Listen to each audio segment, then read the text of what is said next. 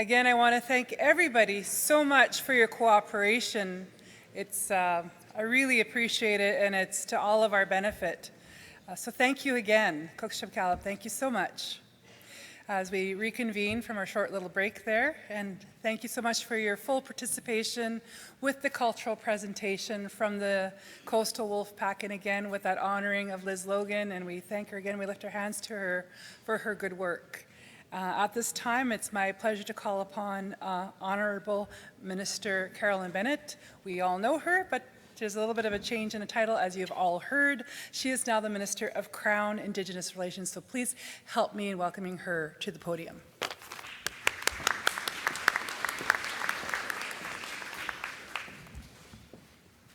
Thank you, Rachel, and it's wonderful to be back here on the Musqueam First Nation, and I thank the BCAFN Board of Directors for including me in your program today. It's an honor to speak at your annual general meeting, and we thank our Musqueam hosts as always here in the heart of your community. It was wonderful.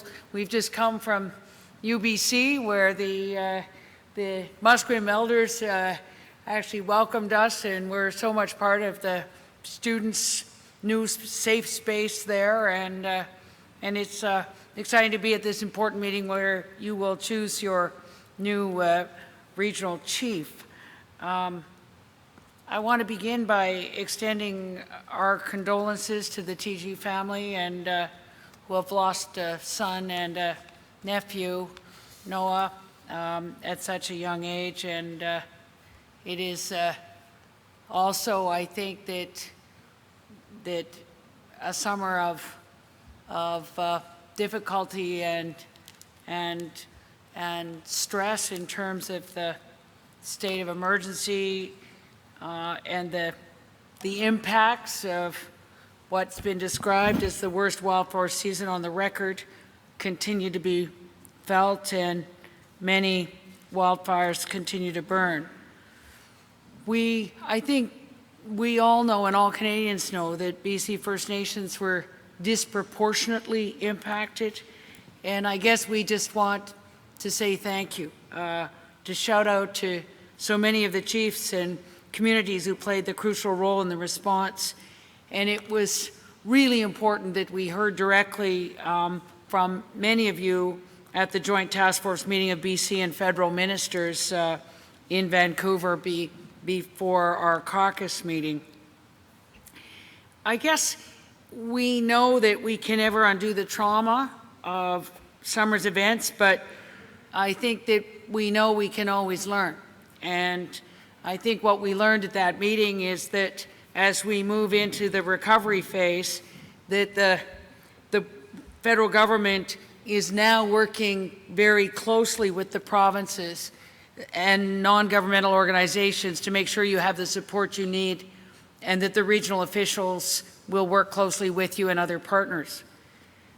Emergency Management BC and departmental staff have been working with the First Nations and the BCAFN and the rest of the First Nations Leadership Council to identify the lessons learned stemming from this unprecedented wildfire event, to strengthen our collective emergency response system.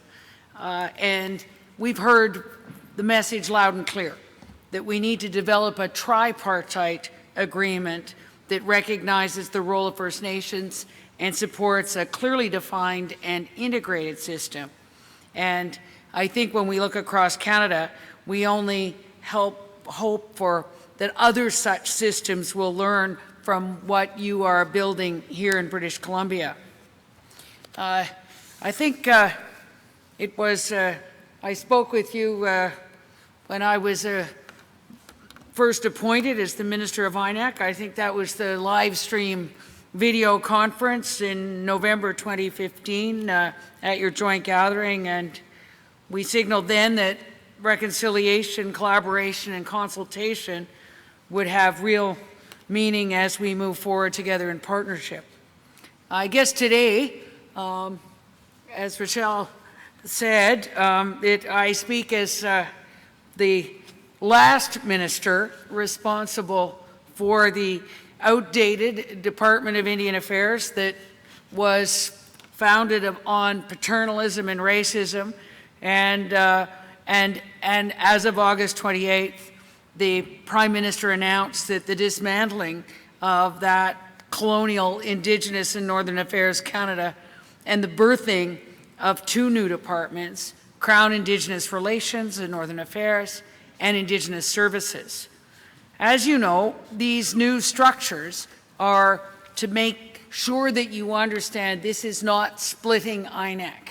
This is actually dissolving INAC and building two new separate ministries with separate ministers. That these new structures are to do exactly as the Prime Minister said in the mandate letters to all of the ministers, to actually have a new relationship based on the recognition of rights, respect, cooperation, and partnership. And as you know, form has to follow function. So we are now going to need your help as we build these two new government departments in terms of the functions that they will have to execute based on this new relationship of a true partnership. So this is a transformation that we believe is fundamentally important in a broader agenda to make the national journey of reconciliation a reality. It will give us the tools we need to work better and smarter in terms of working with Indigenous people, and I assure you that Minister Philpott and I will approach our work with the mind frame of listening, not telling, asking, not telling, and as we expect our officials to do the same. We know that we are both looking forward to your help in this effort.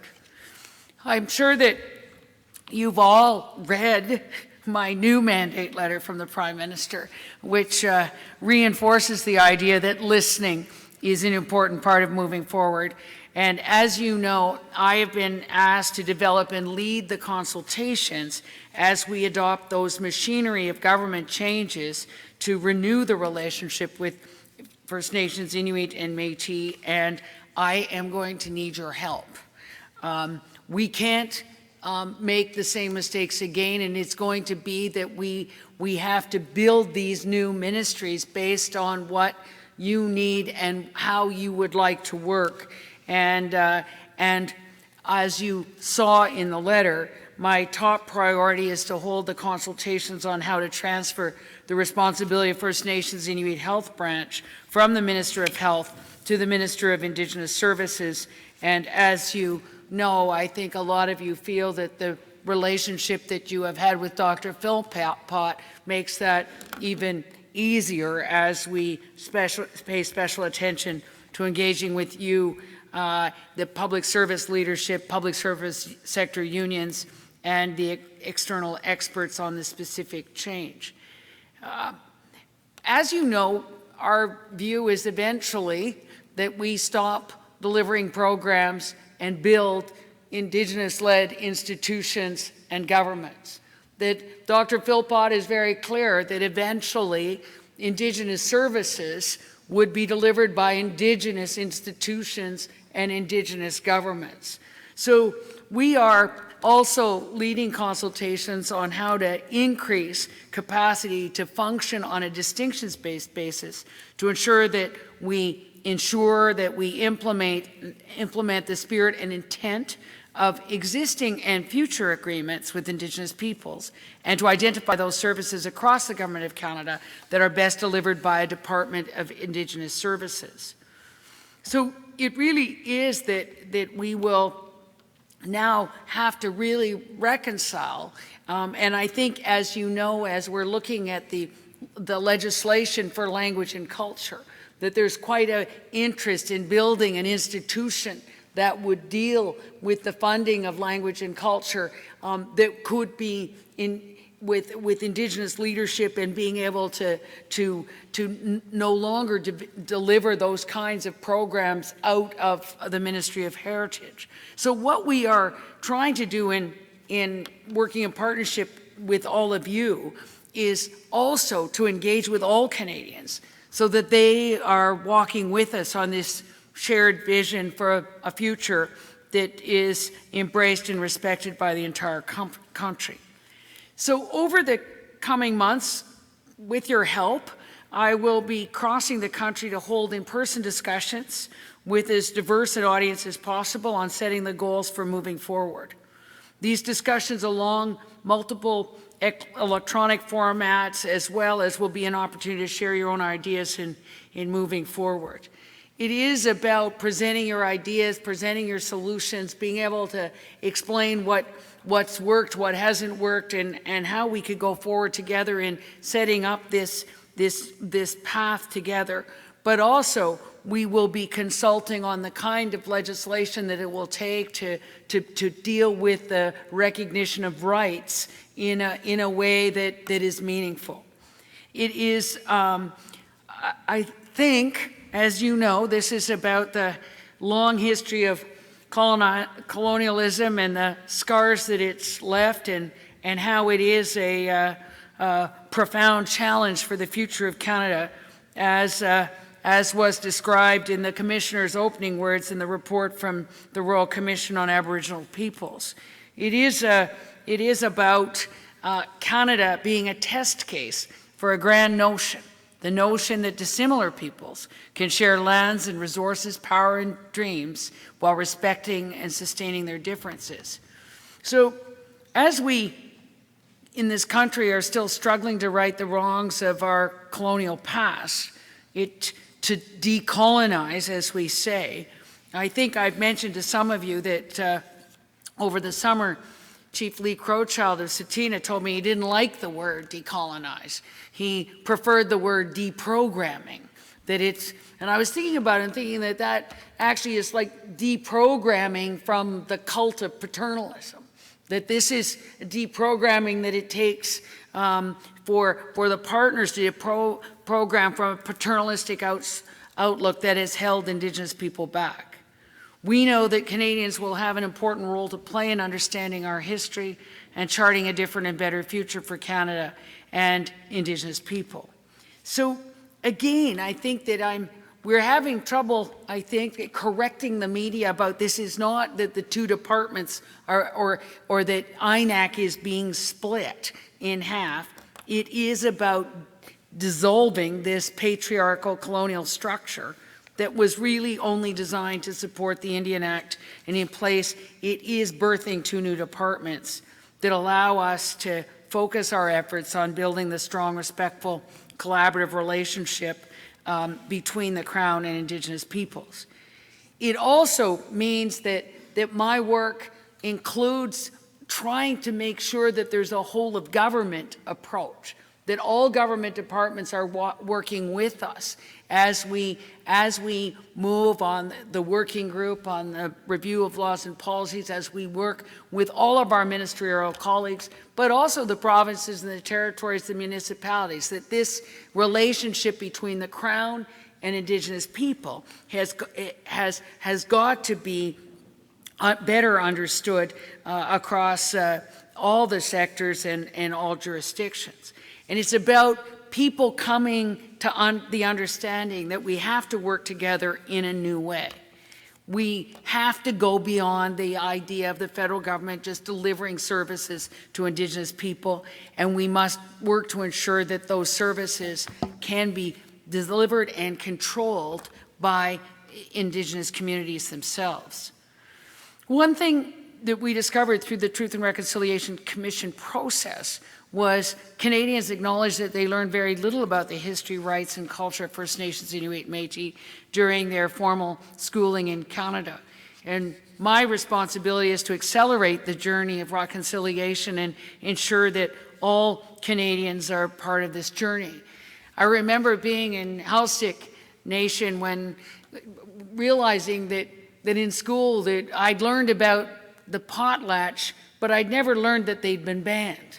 Like, I think that there was a laundering of the history that actually didn't really talk about residential schools. I met a young student in social work last summer whose professor didn't know about residential schools. Like, that just doesn't seem possible, that you can actually be that ignorant, literally, of our history.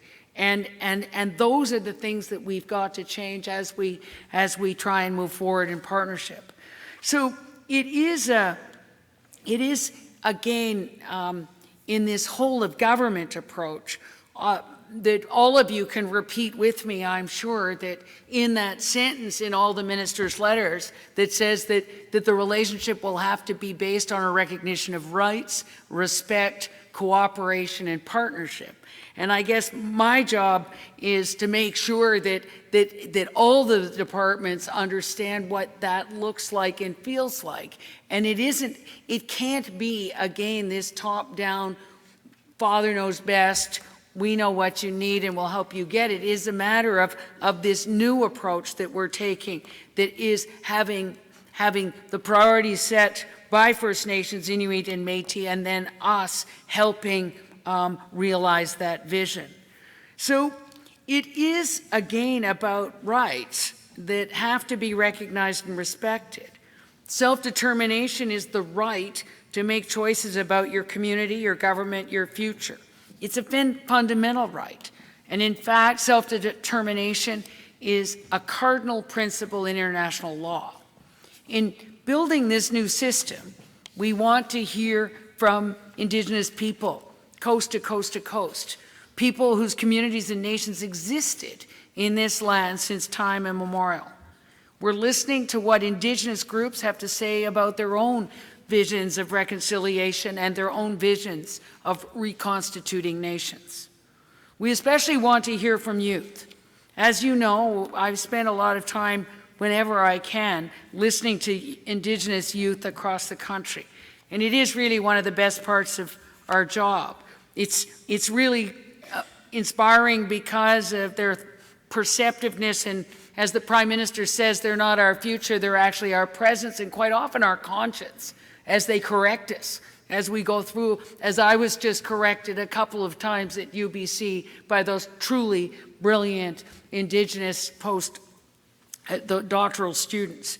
It is about practical ideas, but they are too reminding me that the importance of language and culture, the importance of being on the land and being competent on the land and on the water, that the young people really have from coast to coast to coast have this idea that they can be part of charting this future where they would be able to walk in both worlds and be proud Indigenous people.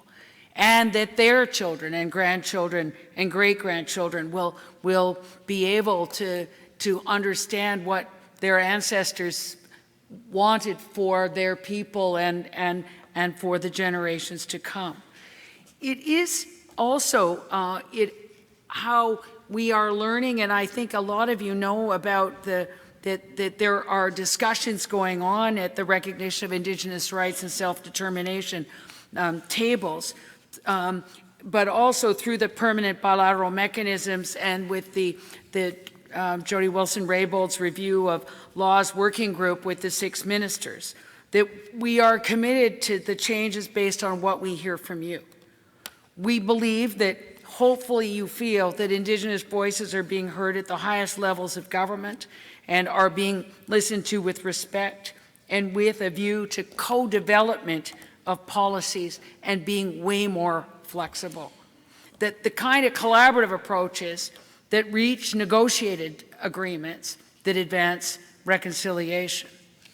It is also clear that my new mandate is to increase the number of modern treaties and new self-government agreements in a manner that reflects a recognition of rights approach and reconciliation, and create the environment for nations to reconstitute themselves. Canadians are beginning to understand the need for reconciliation and are impatient for it. As the Prime Minister says, the impatience gives us a rare and precious opportunity to act. We have an obligation to the children and moreover to the next 7 generations to take this opportunity for bold change. And now, between Jane and I, we are literally redoubling our efforts to do just that. I think we all appreciated National Chief Bellegarde's words of encouragement and support when he said First Nations are now working to move out from under the Indian Act.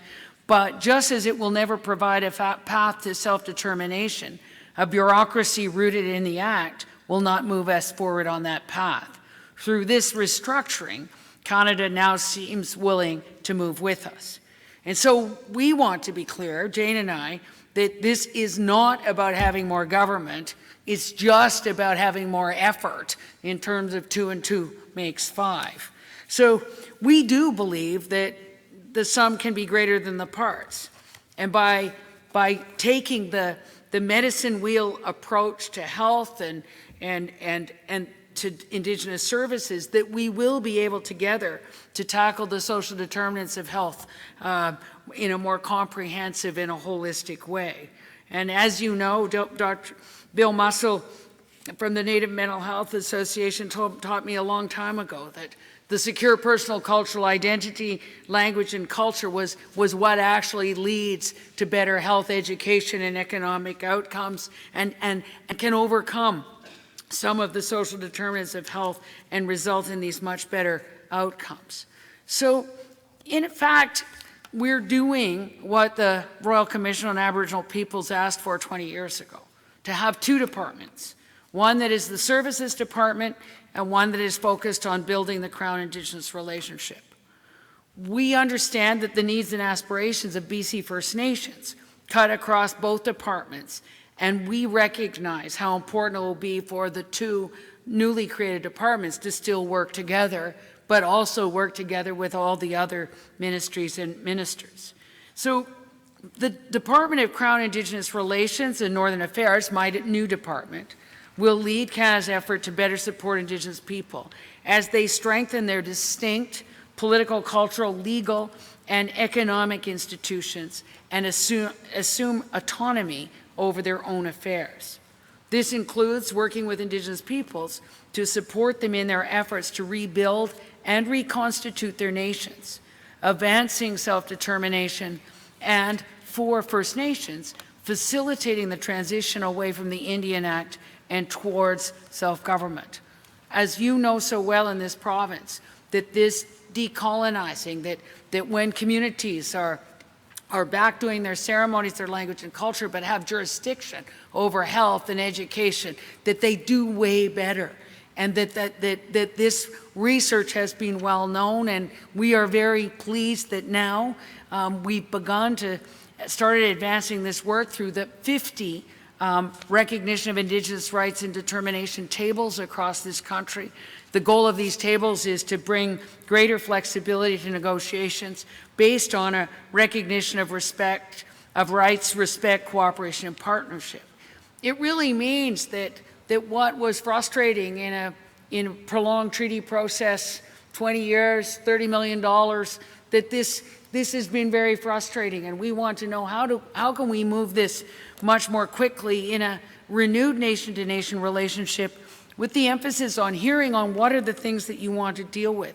And as you know, some of the tables have decided to focus on education, some of the tables on child welfare, some of the tables on their fishery. How do we move that into the progress on self-determination and advancing that goal? So it is important to note that we engage in these discussions at the treaty negotiation tables as well, that this kind of dialogue is open to all Indigenous groups to address the long-standing issues that fall outside the scope of treaty negotiations. In turn, we hope that these discussions will help inform the ongoing reform of government policies on treaty making, on self-determination, and on other approaches to advancing recognition. One of these discussion tables is focused on collaboratively developing a fiscal policy for self-governing Indigenous groups. The intent of this policy is to help close those socioeconomic gaps, and we know that the fiscal relationship is important, whether you are involved in treaty negotiations or not, BC First Nations leaders have been at the forefront of innovative ideas on fiscal and economic fronts. We have seized the momentum we have established together at the Recognition of Indigenous Rights and Self-Determination table to establish the framework agreement with the Coastal First Nations on marine use planning, and I was so pleased to join Chief Slett and the chiefs from the Coastal First Nations with Minister LeBlanc this morning in signing that framework agreement. With its emphasis on collaborative governance, this agreement is an important step towards setting a new and better course toward working together nation to nation to plan for the long-term sustainability and management of fishery resources while preserving ecological integrity, economies, and the well-being of the coastal people. The agreement also signifies a positive, transformative change in the relationship between Canada and the Coastal First Nations. Canada is also moving forward with developing a recognition of rights framework that would allow for the formal recognition of Indigenous rights. This framework will create the space for new laws, policies, and operational practices that develop new ways of more respectful and collaborative engagement with First Nations, Inuit, and Métis people. Through a recognition of rights framework, we will breathe life into the nation-to-nation, Inuit, Crown, and government-to-government relationships. We believe that this Made in Canada approach must and will include the voices of Indigenous peoples. It will also take into consideration the perspectives of the provinces and territories, industry, and other stakeholders. But over the coming months and in full partnership and consultation with First Nations, Inuit, and Métis Nation, we hope to advance this important work together. As the Prime Minister says, the government's efforts are closely aligned with the UN's Sustainable Development Goals, goals that apply to all countries without exception. The Prime Minister also reminds us that the UN Declaration on the Rights of Indigenous People provides the necessary principles, norms, and standards for reconciliation to flourish in a 21st century Canada. In his words, that's not an aspiration, that's a way forward. Additionally, First Nations have made clear their concerns about how the specific claims process is currently functioning. The government has heard these concerns and has not lost sight of the critical work that remains to be done with respect to resolving these historic grievances. The government is moving forward with the Assembly of First Nations, and any interested parties in a true spirit of cooperation and renewal to find fair and practical ways to improve the specific claims process. To date, over 400 specific claims have been concluded in British Columbia, including how exciting it was yesterday at the Snuneymuxw First Nation, the 79-acre reserve claim, and the great pleasure we had joining Chief Wesley and the other members of the nation in celebrating the signing of this specific claim settlement, long overdue, shall we say. 31 years, Chief, I think, yeah. So in settling these claims, we are addressing broken promises and hope that in doing so and in listening to your voices and experiences along the way, that we're moving forward on the path of reconciliation and partnership. Canada's goal is to achieve a fundamental and profound shift in the relationship between the Crown and Indigenous peoples, to move forward together as true partners in Confederation and build a better future.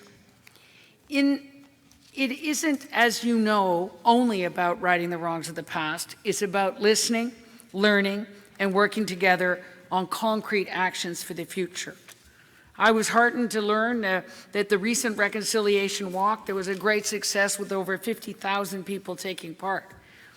They know that reconciliation we seek holds lessons for all.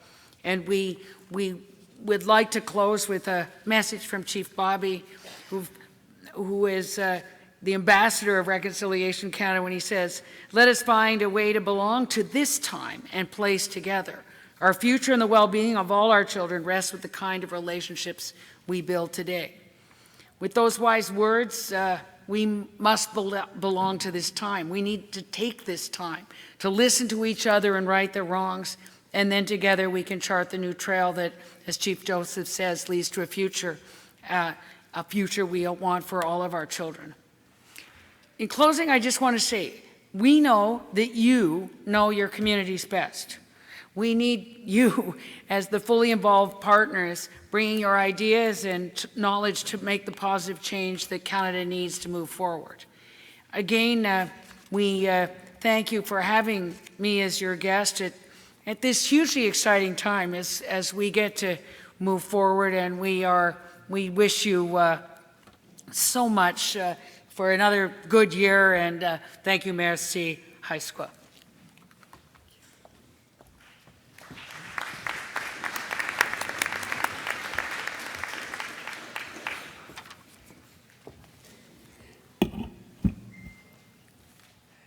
And Haichika, to you for the detailed presentation, and thank you for accommodating us to be able to open the floor to questions. I've already had, okay, I see 23, 15, 16, and over there, thank you. 15, 16. So microphone number 23, please. Thank you, Madam Chair. Chief Bob Chamberlain, Kwikwassutinuxw First Nation. Thank you for your presentation and welcome. Good to see you. I was taking notes just so people don't think I was tweeting or something. Some of your remarks definitely caught my attention. You spoke of co-development, collaborative approaches, and I would encourage you to revisit the remarks that you share. First off, I was hearing, we will consult with you the changes that are planned. That's not collaborative. I would hope that we could have some discussion leading up to that consultation, and the government is taking those kinds of steps, so it's just a small thing to begin with. You mentioned my uncle Bobby Joseph. The reconciliation effort that the government is pursuing at the political level with First Nations is incredibly welcome. It's going to take a lot of leadership and great strength and courage to accomplish this political reconciliation. And as I've mentioned, when the Leadership Council met with the 6 ministers, now 7, the magnificent 7 perhaps, there needs to be an effort of reconciliation with Canadians.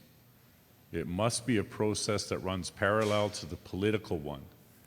It is one that will help address any potential speed bumps or dead ends or roadblocks to this necessary paradigm shift for First Nations role in Canada.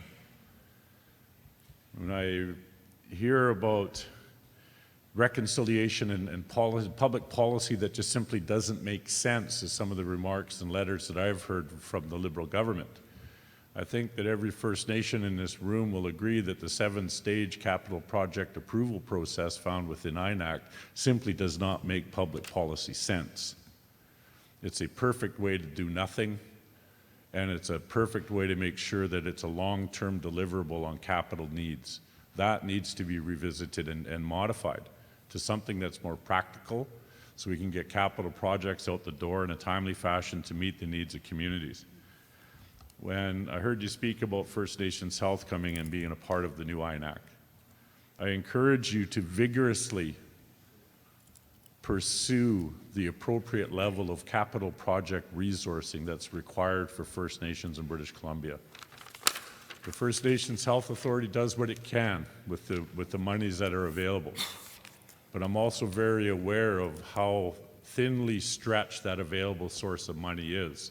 It is not reflecting the needs of communities. And of course, the community I represent is a fly-in community. Costs are quite high to build. And so I think that needs to be a part of the evaluation criteria and allocation of funding for fly-in communities or for ones that are in extremely remote places where access and travel is sporadic at best. And so we can look to provide the services in the community. You mentioned the whole of government approach, and I'm mindful of the 10 principles that have come forward from the federal government. And of course, it's backward looking, and it needs to. There's a lot of reconciliation in that regard that needs to occur. But I would encourage yourself and the other 6 ministers to identify legislation that is underway today. The new legislation that's being contemplated for, I don't know, how about aquaculture? We need to make sure that any new legislation that's coming down the pipe embraces and reflects those 10 principles, so when it's completed, it doesn't just go to the bottom of the list of what needs to be revisited. And there's some great opportunity there to demonstrate to First Nations that those 10 principles are meaningful, and to Canadians so they can have more comfort in the political reconciliation we're pursuing. I'm going to ask for you to wrap up as we have One quite a last speaker point. list. Thank you. I appreciate that. The SIA legislation. First Nations in British Columbia have demonstrated a strong ability to co-write legislation. The SIA process is one that is new. It's coming out. 10 principles include First Nations, not after the fact. Because I know the work that the Energy and Mines Council has done and presentations to us, this needs to include at the legislative drafting level First Nations. We have the ability here, and we would hope that the government of Canada would recognize that, embrace it, and we can help you attain those 10 principles. Thank you. Microphone 4, please.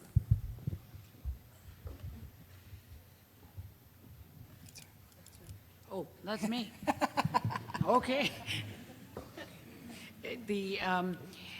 No, I think words matter, and I think you know, Bob, that citizen engagement has been a passion of mine for a very long time. I think it's probably as a physician, I knew the patient knew their body best, and I knew the system, and together it was the 2 and 2 makes 5. And I'm hearing strongly, and particularly from our 3 youth MSRs, that the word consultation is becoming not exactly a swear word, but close. That it means, you know, just tell me what you want, and then we'll go in a back room and we'll decide what we were going to decide anyway.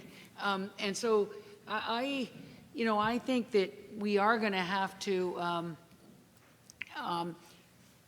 be much more clear about what engagement means and working together means, and co-developing, and the ways that we understand that you can work together and get something that you like at the end, as opposed to, you know, something that just doesn't work, or that for First Nations or is impossible to get through a government in the reality, in the real politics. So I think that is very good advice. And you know, there's some protesters outside my office in Toronto for a long time. And every time I meet with them, they're very worried about what we see or feel in this room as a renewed relationship is fueling the fires of racism.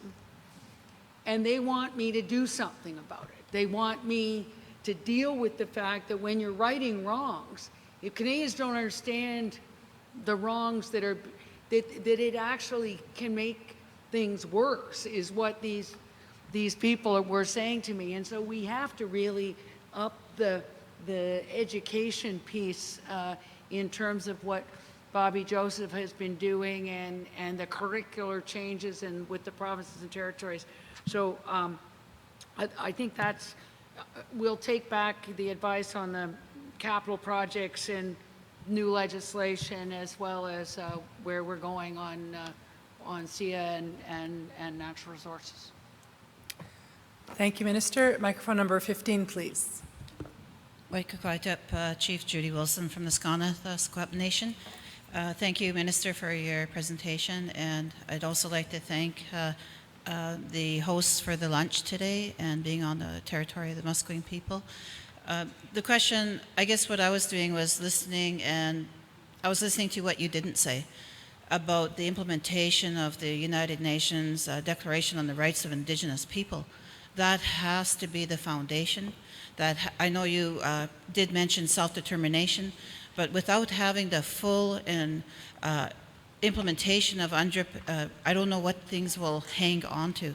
And it has to have that. Without self-determination, if you're just mentioning that, it doesn't have that foundation of that international law. And I think that's really important. And also Romeo Saganash's UNDRIP bill, you know, is that going to, you know, go to the Parliament as well? You know, what's happening with that?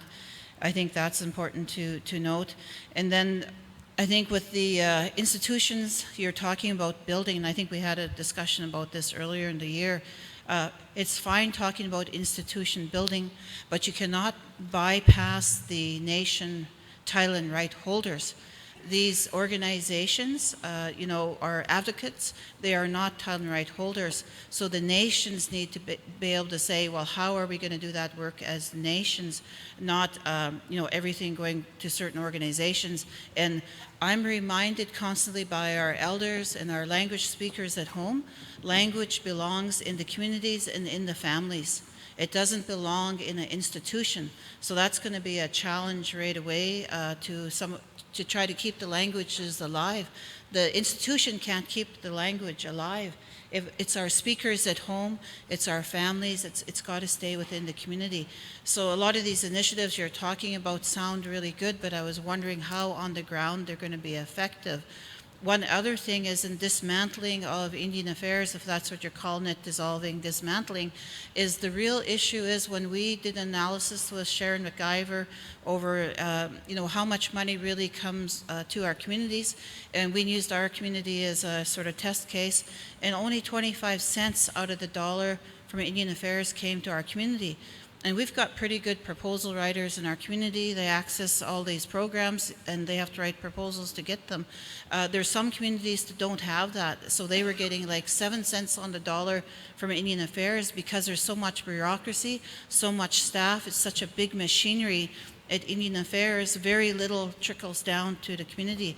I didn't want the chiefs and the nations to lose sight of that when we're in this transition, because the other problem is a lot of it's steeped in the doctrine of discovery foundation still. It's in the Constitution, it's in the legislation, it's in everything. So when you're talking about decolonizing, it's really important to wrap our mind around how we're going to do that, because even the 10 principles were developed unilaterally and also, based on a lot of the existing doctrine of discovery issues that we have. So when we're talking about self-determination, I think it's really important to keep those in mind. But I wanted to really talk about the implementation of the United Declarations of the Rights of Indigenous People. That's got to be the foundation and the cornerstone. Microphone 4, please. Thank you for that. And yes, as we are developing, with your help, legislation or a framework for recognition of rights, there is no question that the underpinning of all of that will be the UN Declaration on the Rights of Indigenous People, as well as the principles, in terms of how we go forward in putting that recognition of rights in law. And so that will be part of the consultation that we will need your help with. I was reminded that, the Canada Health Act is 14 pages, and that in its simplicity, it's held the test of time, and that we will need to work on what kind of legislation that will be. And in terms of the institutions, I think that, it's Indigenous-led governments are sort of the ultimate determination of the rights. But in other places, and I think that certainly in terms of some of what we're hearing from some of the people living in cities who've lost contact with their communities, there are still people like from the foundation we will set up for with the 60s Scoop survivors that will be around language and culture and healing. I think that's just an example of how that works with the people affected by that terrible chapter in our history. So I think that there's no question that there's no institution that would ever compete with a government, but there needs to be sometimes some of these boards and institutions that at least have the Indigenous leadership that can support Indigenous governments, I think is the way and advise. Yeah. Thank you, Minister. Microphone 16, please.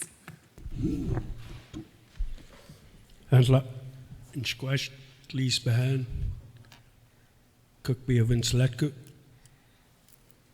Good afternoon. My name is Lease Behan, Chief of the Cowater Indian Band. Thank you for your presentation.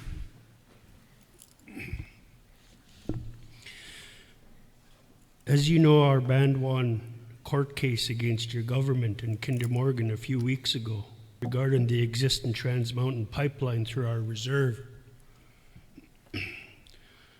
The court found that your predecessor breached the government's fiduciary duty to our band by approving a 2007 transfer of the pipeline easement to Kinder Morgan against our best interests.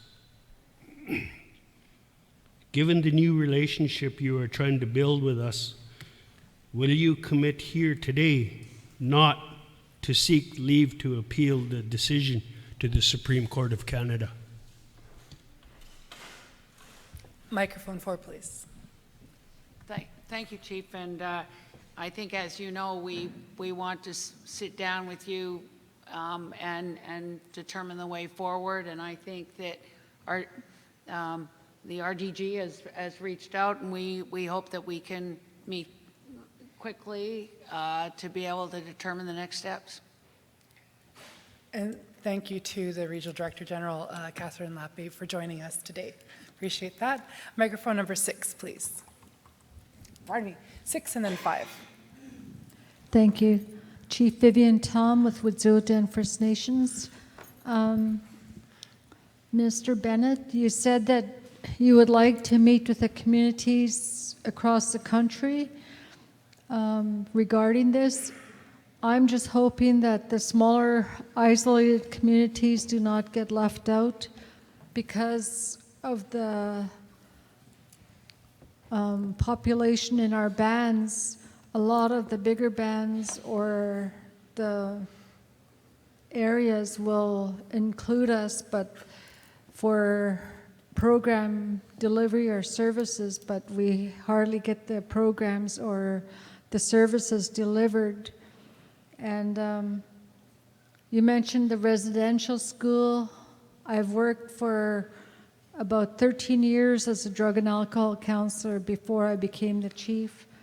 And the residential school has caused a lot of deaths, and it's just like a Holocaust. I saw this picture on Facebook about the wedding bands of the victims that were being burnt by the Germans, and they had to take their wedding bands off, and there was just like thousands of wedding bands.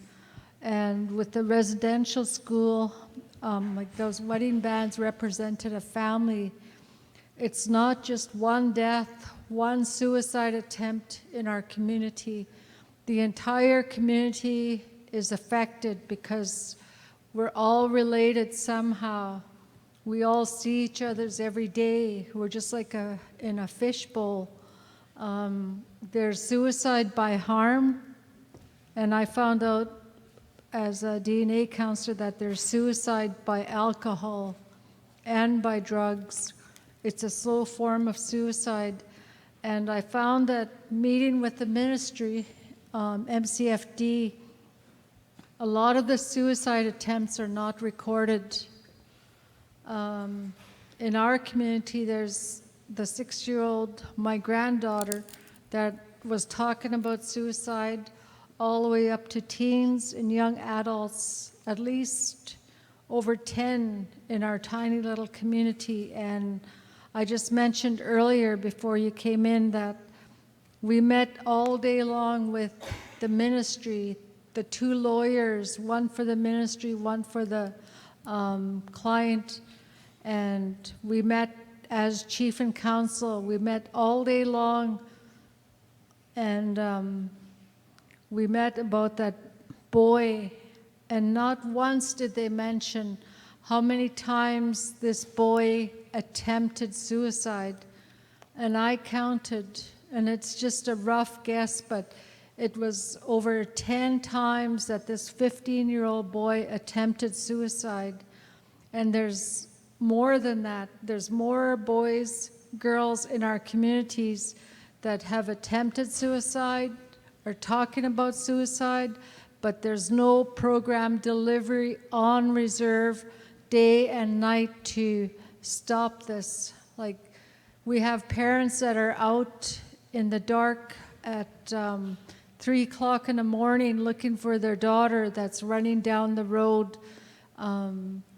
inebriated or on drugs and attempting suicide.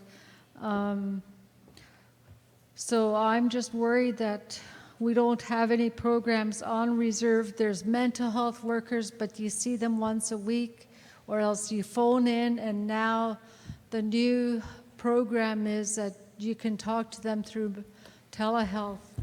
Like, you know, telehealth, I can't wrap my mind around that there's somebody that's suicidal or in a deep depression.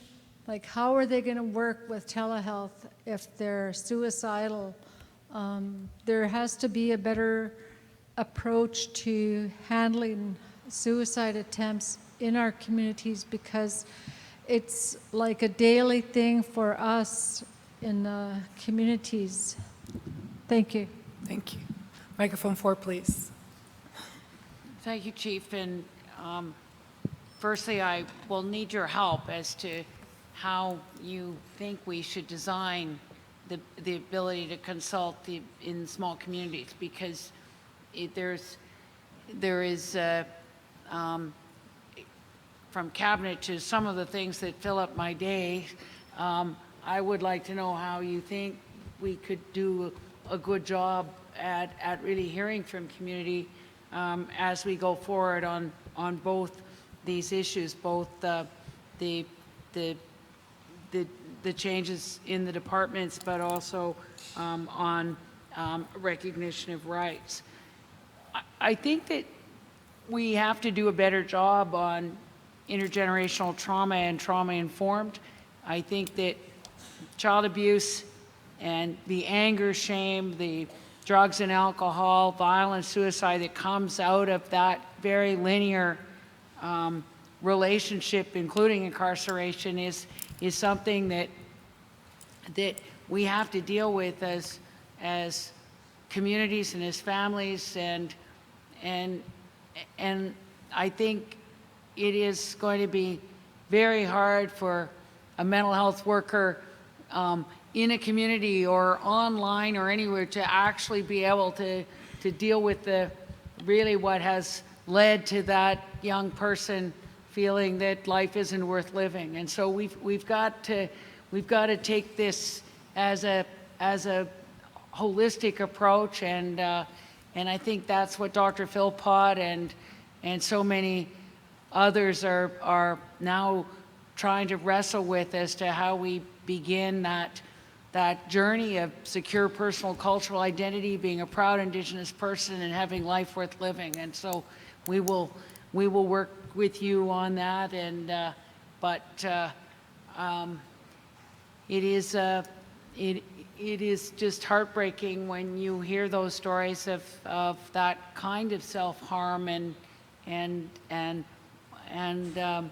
loss of hope. So we want to work with you, and Dr. Philpott has been working very hard, and with the AFN Youth Council too. They've had some very strong recommendations, and I think they really want to see themselves as part of the solution. So we need to listen to them as well. Microphone number 5, please.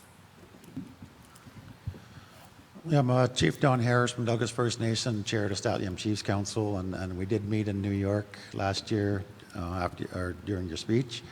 I posed some questions back then in my letter that I hand-delivered to you, as well as on the floor, that I don't see any answers to yet. And the biggest one is that in your speech, you indicated that free, prior, and informed consent was the ultimate expression of treaties or self-governing agreements. Majority of us in this room are not in any negotiations for treaties or self-governing agreements.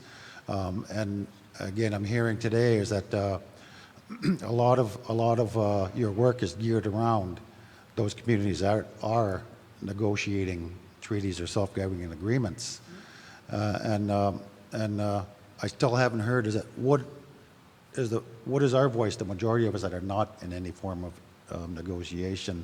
What I'm hearing today is that there's now being a separate ministry created that provides service and programming.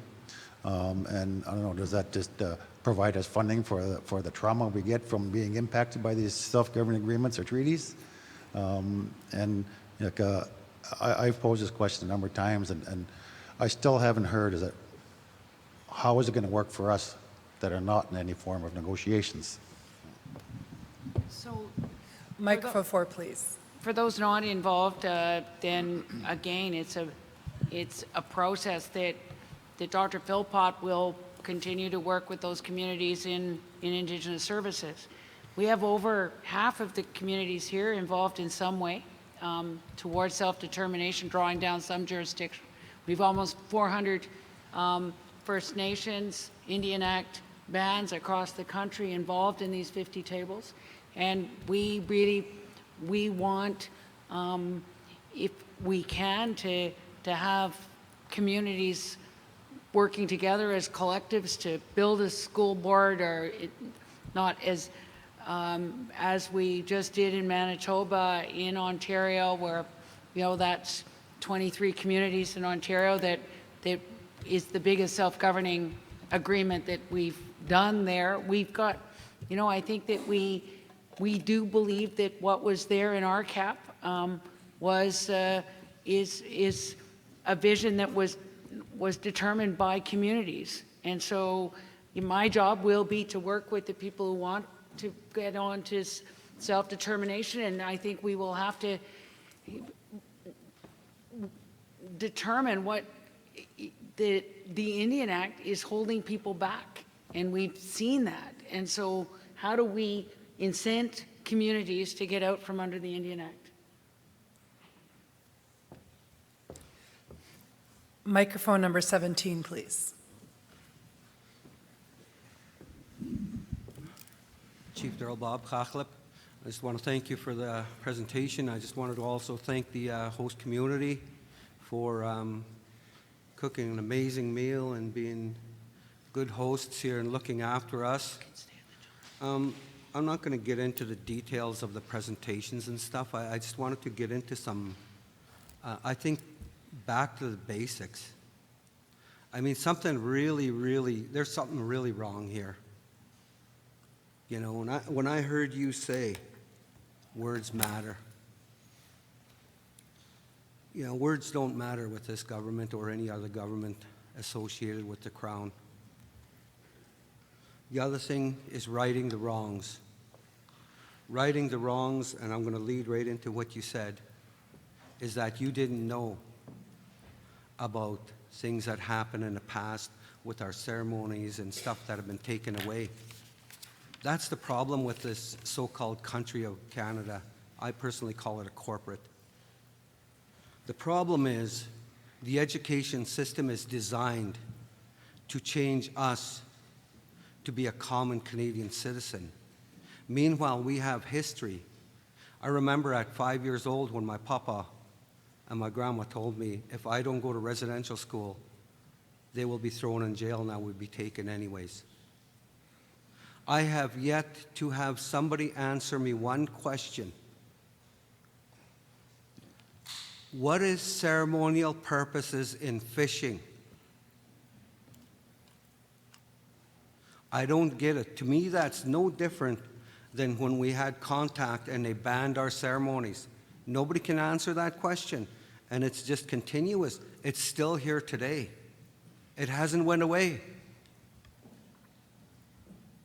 So, words matter, action matters, not words. We've heard words from how many different governments in this country?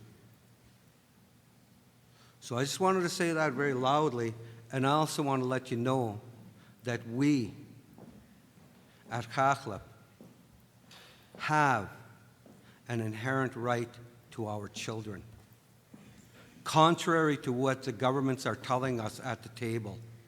They're saying we don't. So this is where I really just have a problem here when somebody says words matter. They don't. So, and I don't require a response, but what I require and would like to see in order to cut racism out of the society, which is almost impossible but for the next generation coming, educate them properly. Tell them that our kids were whipped. Tell them they were raped. Tell them everything. Don't paint us with a brush. It's frustrating to listen to it when the next generation's coming up and somebody's telling them that this matters. At the same time, they're going like this. I just wanted to say that very loudly because it's without a question our title and our rights exist in Stratlium territory because we don't have an agreement with the Canadian government. We don't have an agreement with DFO. So ceremonial purposes, I don't get. To me, that's still back in contact. That has to start to be eliminated if you want true educate people properly in the education system. Get a group of people, a group of elders that can tell you the history of our people and teach it in schools. That's what needs to be done so that the non-natives of Canada can understand who we are. Teach them about the 1/3, 1/3, 1/3. Then they'll understand why we are who we are and why we receive what we receive. And also, I just wanted to close by thanking you again for taking the time to listen. But I also want to let you know that if words matter, change that damn education system because it's not working. Society thinks.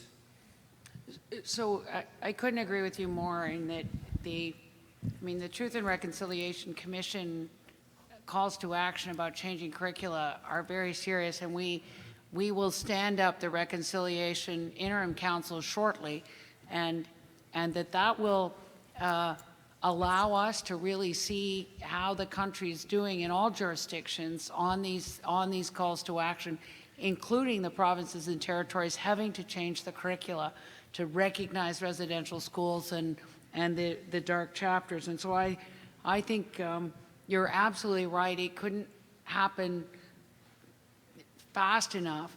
But as today at UBC, meeting with the young filmmakers, meeting with the people who are going to make, even in the schools where the teachers aren't comfortable with the content yet, to invite in the elders, show the films, learn from one another, that we will get this whatever Murray Sinclair called the secret of shame out there, such that people understand really what happened.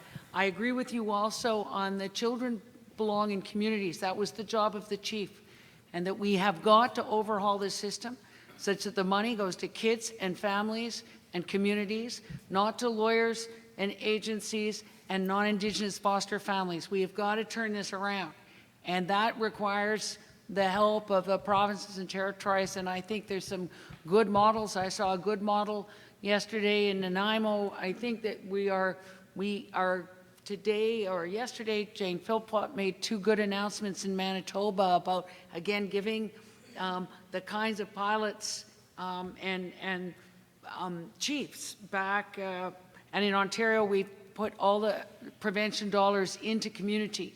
And so we're beginning. And on the announcement this morning, I think that Minister LeBlanc really believes the courts have decided that livelihood is part of the fishery. And so we are very excited to work with Chief Sled and trying to operationalize this important part of identity of in having First Nations people, coastal First Nations people, be able to fish again. Microphone number 12, please. I'm not sure. I just saw a hand shoot up there before. I didn't see the person. I know, I do have you down, Chief Byron. There was microphone 12, microphone 20, then Chief Byron, then there was a request to go back to microphone 16. So microphone 12, was there some, I know someone put their hand up. I didn't see who it was. All right, there we go. Chief Willie Blackwater, Kijuko First Nation. Thank you for the opportunity to speak. I didn't see my hand go up, but if you say so. Thank you for your presentation, and as you're well aware of the terminology of reconciliation, got a meaning through the Blackwater court case. And it's, one of the things that, we've had as plaintiffs for the Blackwater court case is that there hasn't been any proper acknowledgement and honoring of the Blackwater court case. I'm not talking about me. I've done a lot of healing. But we have families that lost loved ones during our court case, right? And it's, it seems like everybody is up on puts themselves up on a pedestal and forget about those two gentlemen that died to make Canada a better place for First Nations people, to uphold the fiduciary obligations of Canada. We have talked to various leaders about this, and it seems like we're still unheard. But I just wanted you to know that we are proud of what we did, but I also think that those families that lost their loved ones during our court case needs to be honored and respected because they lost their life to fight a battle for others to live. Thank you. Microphone 4, please. Thank you very much for that. And as we're hearing in so many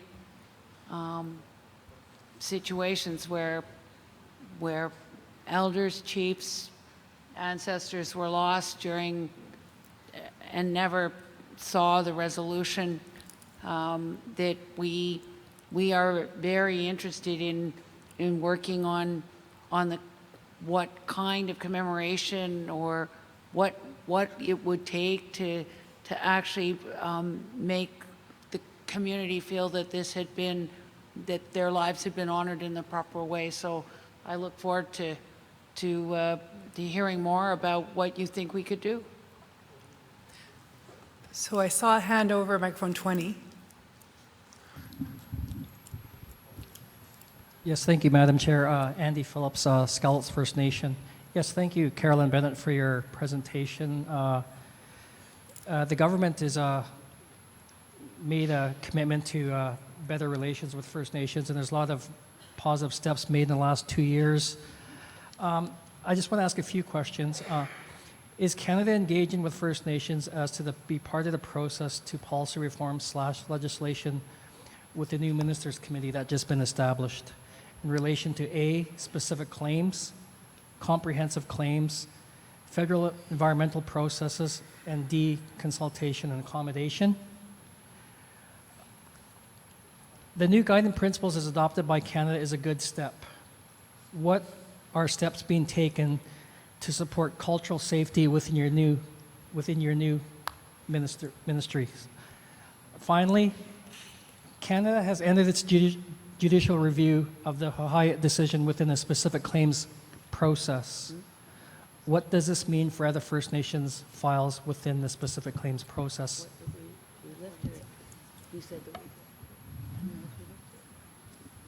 So microphone 4, please. On Hyatt, we lifted that JR, right? Yeah, yeah. So it is, we know the specific claims process has been a mess, and that we want to do better, and it needs to be reformed, as does the comprehensive claims process, and we are working I think, very hard with AFN and with other groups to figure out what those reforms need to look like. We want to come to table and settle these things. We don't want to end up in court anymore, as you've heard me say many times. And on the environmental assessment, I think that, again, that the respect for Indigenous rights and Indigenous knowledge is going to be built in to what will be proposed, and including what actually is consultation and accommodation. And then I guess I think that your question about cultural safety is also hugely interesting in terms of how we have that, whether it was the students today at UBC who felt that there were a culturally safe space different than other post-secondary institutions they'd been at. But how do we ensure that that's part of the two new ministries is going to be really, really important, that it's not just having elders on call, it's going to have to be that the culture is different. And so, and a good place for Indigenous employees. We have 30% now in the department, 50% in the regions, but we need those Indigenous employees to be able to tell us what we need to do better in order to recruit and retain the kinds of people who have knowledge of community and a real desire and vision of being part of the solutions. We're just down to the last two on our speakers Oh, list okay. here, and we've extended a little bit, and thank you for accommodating. So we're going to microphone 14, please. Microphone 14. My name is Byron. It's gone again. I don't know what's going on. Do you want to switch to another one? There you go.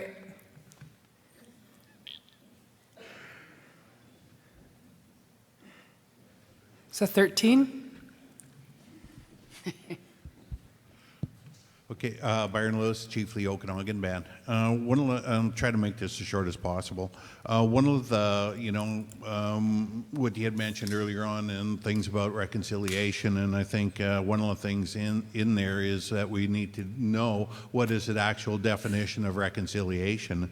And if you Google it or go into, what the definition of it's the restoration of friendly relations, usually after a quarrel or otherwise. And I think when you look at the relationship of First Nations in Canada, I think it falls under the otherwise category because it's been a lot of things that were on the verge of basically acts of war against our people. So if we're in the process of reconciliation, I think that's something that needs to be taken very seriously.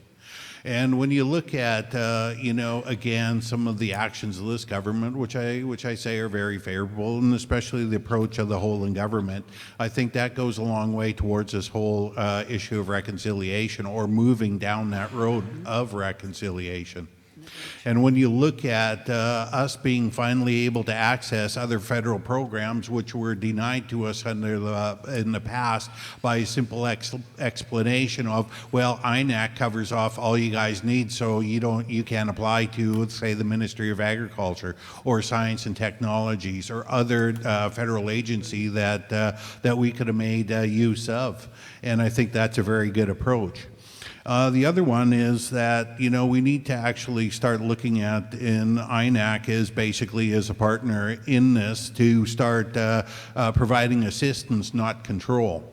And what I mean is going into, like the Ministry of Agriculture, and a lot of people don't realize this, is the contributions of First Nations to agriculture and what is consumed in Canada. 60% of all foods consumed in the world today have their origin in the Western Hemisphere. But how much are we actually into agriculture, which has been stripped from us from different types of practices going right across for the last 300 to 400 years? And when you look at, international trade, well, when Canada was based, it was built on international trade.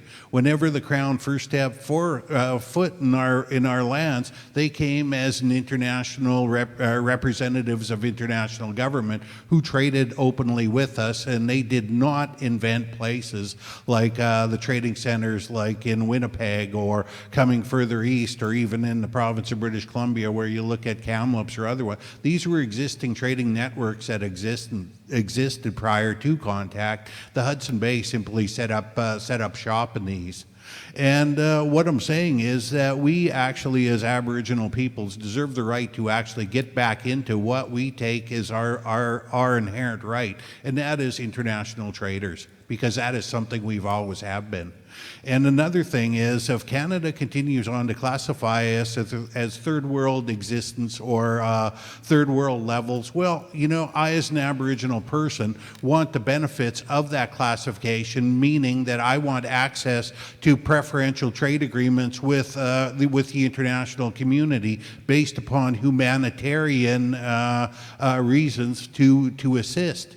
And this goes back again to the whole idea of reconciliation. And if you look at it upon the Western European model, and as early as 1945, reconciliation took place between the Allies and the Axis powers, which was Germany, Japan, and Italy.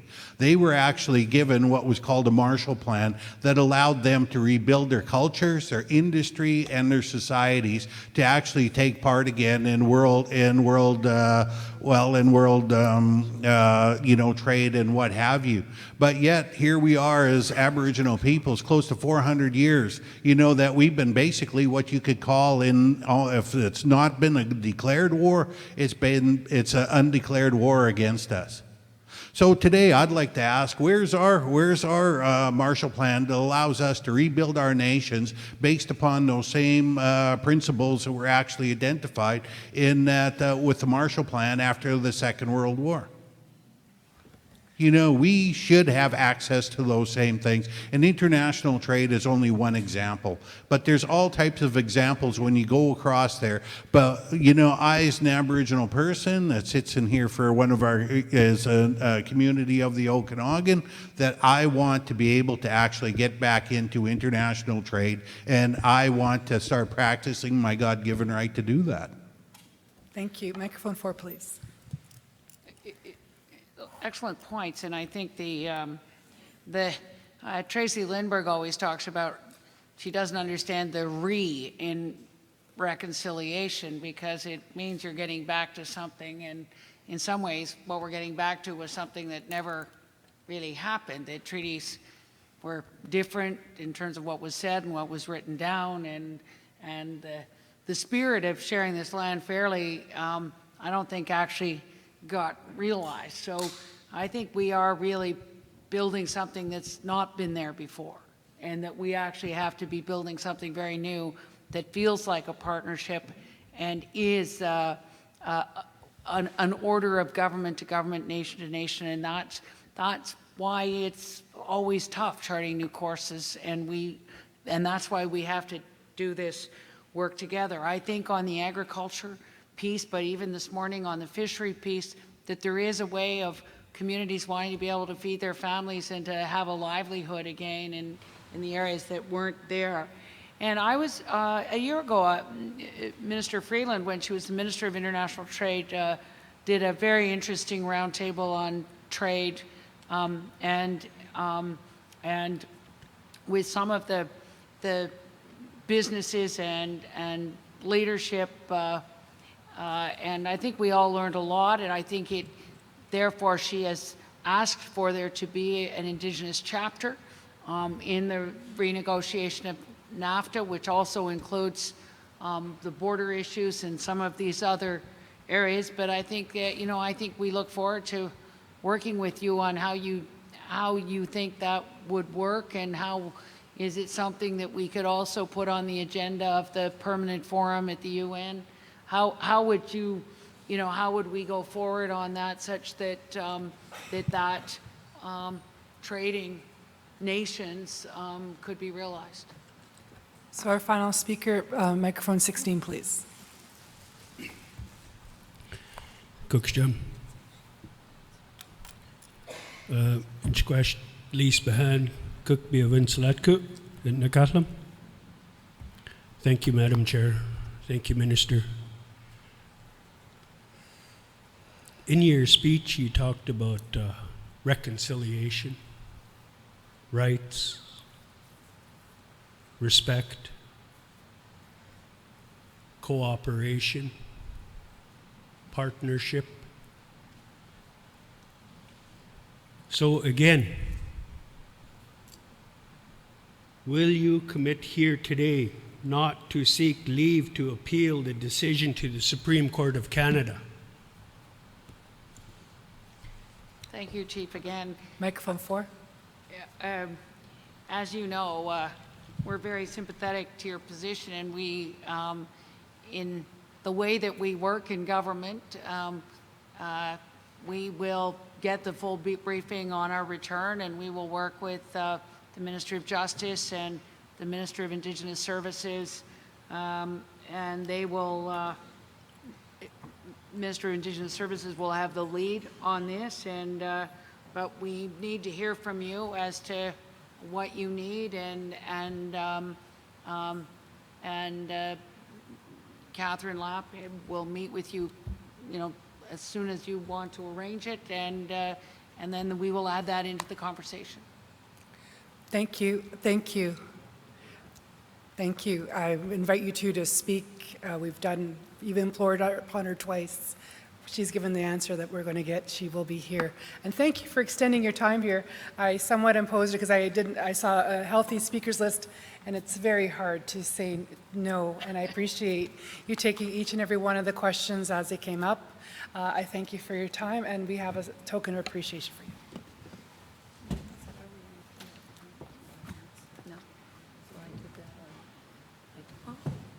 Oh, that's beautiful. Thank you.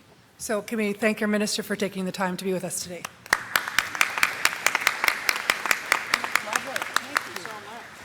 So we do have Chief Commissioner Buller here. We're just a few minutes past, but I also understand it's hard to get refreshments because it's all in the same room. So we're just going to take a quick 5-minute break to allow for everybody to go attend to their needs, and then we're going to just going to come right back in. So we're going to invite up Chief Commissioner Buller. We're just a quick 5-minute break.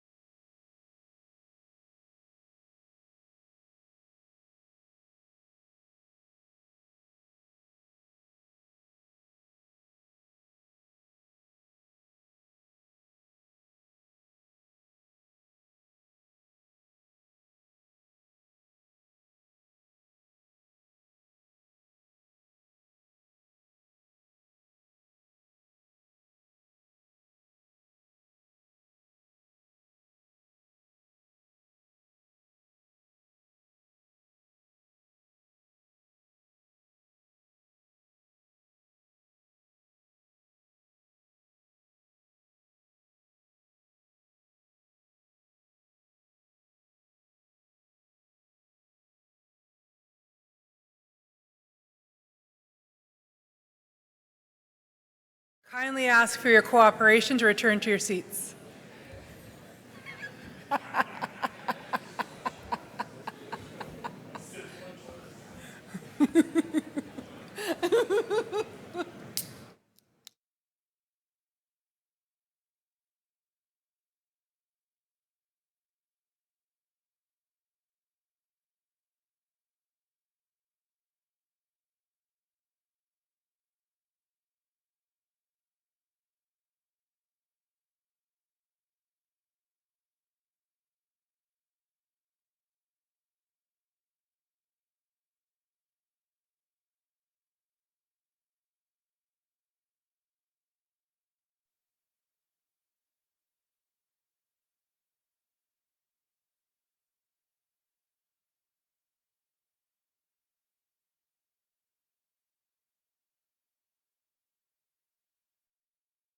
Again, I'm just going to kindly ask for your cooperation yet again. We'd like to continue on with our agenda. So if you could please take your seats, that would be greatly appreciated.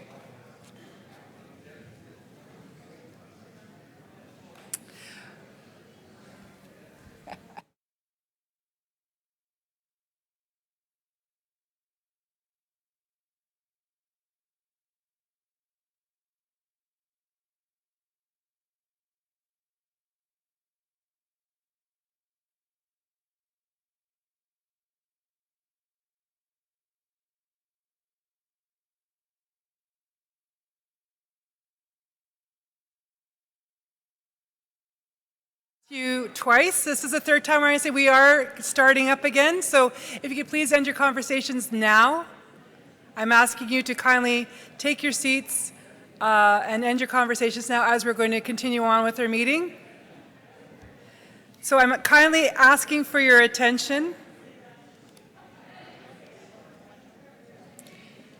Hello, everybody. I'm going to start using a Kia voice here in about a minute.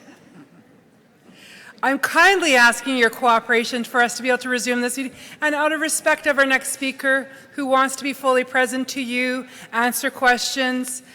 So thank you so very much for your cooperation. Good to see you. And please help me in welcoming to the podium Chief Commissioner Marion Buller, who is with the National Inquiry into Murdered and Missing Indigenous Women and Girls. Thank you so much.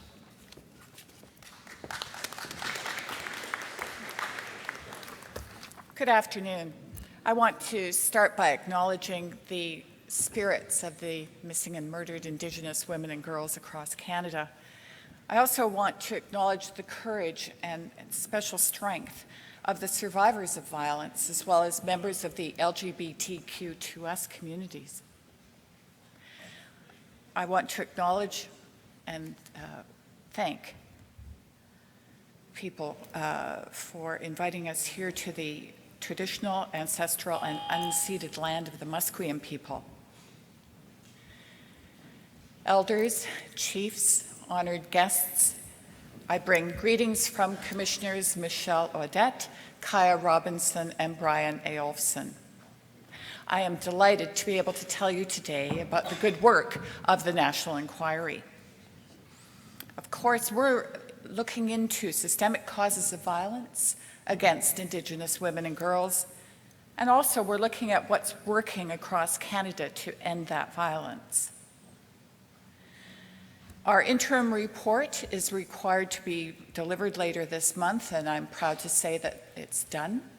It's being translated and printed, and we'll be able to deliver it on time. I'll just give you a little bit of an idea about our interim report. It's a review of existing studies, commissions, and reports. There is reference to our work up in Whitehorse at the end of May, and it does contain interim findings of fact and a few recommendations. It is not meant, of course, to be a final report. I'm very pleased to tell you also that over 800 families have registered to attend our hearings across Canada. This is a voluntary process. We don't force anyone to participate. Each one of those people who contacts us wishing to share their stories is met, at least by telephone, by a member of our health team, and a health plan is developed for each family member. We understand that this is a tremendous, traumatic event for families to share their stories with us. And we want to make sure that they have the proper health support in place before, during, and after their times with us. We've had 2 community hearings so far and 1 expert panel. I'll tell you a little bit about the magic of the 2 community hearings. We spent a week in Whitehorse at the end of May, and then a week in Smithers at the end of September. I'm going to come back and tell you a little bit about a new model that the New Chalmers Tribal Council has helped us to develop. But in both Whitehorse and Smithers, we heard very painful stories. Families recalled traumatic events. The pain was palpable. You could feel it in the room. But also, by the end of the times that families spent with us, you could see that people were talking to each other who hadn't talked to each other in decades. People felt the load lifted from them, and for some families, this was a big step in their healing process. I'll tell you a little bit now about what families have been telling us in hearings and through statement takers. They have told us that police are indifferent to their calls for help. They have told us also that media have stereotyped incorrectly their lost loved ones. We've heard about intergenerational effects on families and children of the foster care system. We've learned a lot about local issues too. For those of you from the north in particular, we've learned, and it'll come as no surprise to you, about the issues surrounding transportation. We've learned about the importance of consistent cell phone service. We've also learned about different funding levels for foster families. We've also heard and learned about the impacts of federal, provincial, and territorial laws on Indigenous people, and how those laws have treated Indigenous women and girls differently. We've also heard some great recommendations for change. We've heard about the need for healing centers, culturally based, land-based healing centers in the Yukon and as well as in British Columbia. We've also heard recommendations for specialized police forces and police units, where police officers are well trained in local Indigenous cultures and needs. We've also learned about the importance of safe houses for women and children across the north and across northern BC. We've also heard some interesting stories about neighborhood cleanups and how that's taken great impact on, or made great impact on crime in neighborhoods just by clearing out old cars and old building equipment, things of that nature. We've also heard about informal community safety plans where communities have said, you know, we have to have our own safe house, or we have to develop our own ways of our women and girls keeping themselves safe in our own communities. We've also heard some great ideas and recommendations for commemoration of lost loved ones, of memorials across Canada, of a national, territorial, and provincial holiday in honor of Indigenous women and girls. So there's a lot moving, and the information flow from these 2 hearings has been amazing. We have more hearings scheduled to the end of this calendar year in Winnipeg next week, followed then by Edmonton, Saskatoon, Yellowknife, another small community outside of Sept-Îles, Quebec, Nova Scotia, Rankin Inlet in Nunavut, and Thunder Bay. All of those hearing locations require a lot of groundwork in advance, and I'm sure I don't have to tell you that. We take great effort and great consideration of including local ceremony and protocols, elders, and community leaders in each one of our hearings. We also want to make sure that families have the on-the-ground supports that they need as well. So there's a lot of work that's required for each one of these hearings in order to do it right. From January to about April or May, we'll continue with our community hearings all across Canada. We're currently negotiating with communities across Canada about locations, about on-the-ground services, venues, things of that nature.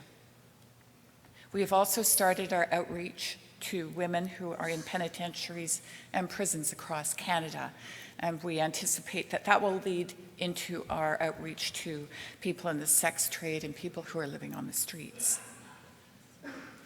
We had an amazing experience indirectly, and we didn't organize it, courtesy of the New Chalmouth Tribal Council, and they've introduced us to a whole new way of doing our work. The New Chalmouth Tribal Council organized a gathering for families of missing and murdered Indigenous women and girls. This took place in September. And they had already designed their own event. They were responding to requests from families who wanted healing through culture and ceremony. And they wanted a community event. A lot of the families had never spoken publicly about their losses. The New Chalmouth Tribal Council had already secured a great deal of funding through provincial sources, specifically the Ministry of Indigenous Relations and Reconciliation. We made a small contribution as well. So rather than imposing a huge footprint, our own footprint, on this gathering, we sent a small team of 5 people. They were some staff people there as observers, but also we had statement takers.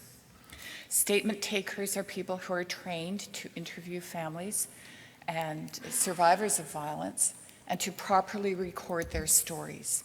Also to make sure that families and survivors have the proper supports in the community. The main event was facilitated by the New Chalmouth Tribal Council, Gathering for Families, and there was everything from, of course, I've heard some really good food, ceremony, sharing circles, songs, drumming and dancing, and there was even some humor, some comedy involved. The statement taking took place in the context of that sacred space, of space dedicated to families and ceremony. When families were ready, they were able to speak to the statement takers. 43 family members spoke about 15 missing and murdered Indigenous women and girls over about a 2.5-day period. I've been told that the supports and cultural programming was outstanding and of great support to the people who participated.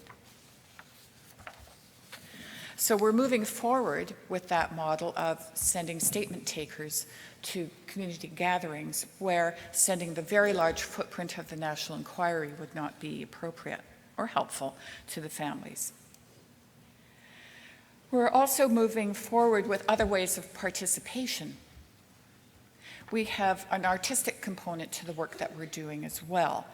And we're asking artists and others to submit works of art, songs, videos about their missing and murdered Indigenous women and girls. We're also receiving letters, photographs, tape recordings from families who maybe don't want to be public, but just want their loved one, lost loved one, to be remembered and commemorated. We've had participation by school groups, by youth groups as well, and I have to say that the children are perhaps more in tune about issues of violence than a lot of adults would give them credit for. We had our expert panel in Winnipeg at the end of August. It was about decolonization and Indigenous laws. We want to take a certain lens to the type of work that we're doing and the things that we're hearing. And by that I mean we want to, as best we can in the short time we have, give life to Indigenous laws and to interpret the work that we're doing through a decolonizing lens. Our next expert panel will be about human rights, because of course we look at each Indigenous woman, girls, as being rights carriers. And we want to continue that focus in the work that we do.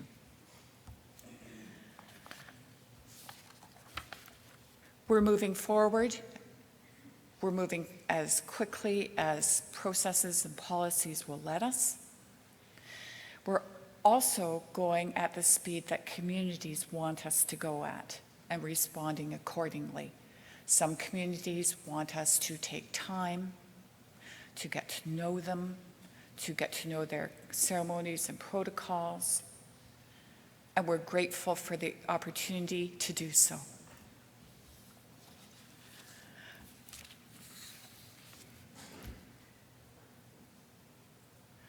I'll give you just an idea of the breadth of the work that we've done so far. In Whitehorse, a total of 81 people shared their stories with us, either publicly, privately, or with statement takers. In Smithers, a total of 41 people shared, again, either in public, in private, or with a statement taker. We have a very busy week ahead of us next week in Winnipeg. We're looking at anywhere from 80 to 100 participants. So far in Halifax, we have 37 families who have registered. In Edmonton, we have 73 families. Already in Saskatoon, there are 42 families waiting to share their stories with us. So we've got a lot of work ahead of us. We're very grateful that we're able to do this type of work with the help of communities, with the help of ceremony, with the help of protocol, because we're doing this for them. We're doing this for the missing Indigenous women and girls. We're doing this for the families, and we're doing this for the survivors. Thank you very much. Thank you.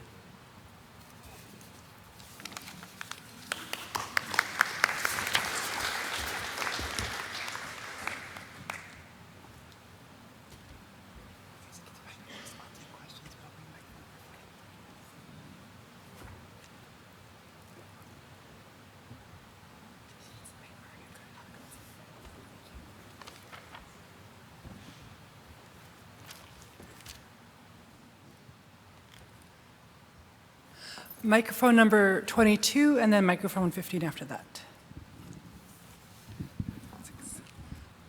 So microphone number 22, please. Thank you, Marion, for that update. Chief Karina Lewin from the Chislata Carrier Nation. In my community, we've had the Jack family that went missing, as well as the father to Ronnie, who went missing. So we've had quite a huge loss within our community. I went to the Smithers inquiry and supported Marlene, and I just wondered.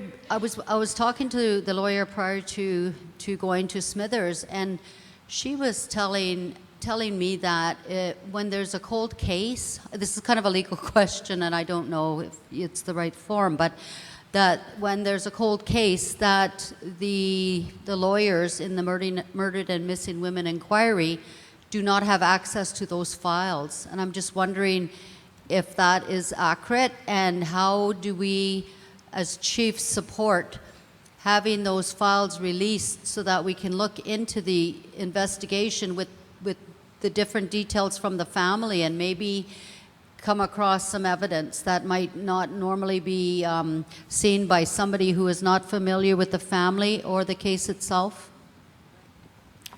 Microphone 5, please. Thank you for asking that, because it is a problem that we're running into all across Canada. Police forces so far have been quite cooperative in turning over files. RCMP, Quebec Police, OPP, Thunder Bay, but we are running into a stumbling block with not cold cases, but cases that are still open. And sometimes the police will call a cold case an open case so that there's a reason for either heavily editing the file or not responding in a cooperative way. The best thing that I think that this organization could do is to pressure the police in British Columbia to cooperate by turning over as many files as they can, not only to us, but to families and survivors through the FILU, the Family Intensive Liaison Unit as well. But the political pressure would be very helpful. Microphone 15, please. Chief Judy Wilson from the Sconeth, from the Secwepemc Nation. I'm part of the BC Coalition. We actually have a meeting tomorrow, and there's some clarity that is needed. What does participation for groups with regional standing actually mean? Because that is a real issue for a lot of the ones that do want to make those testimonies and hearings.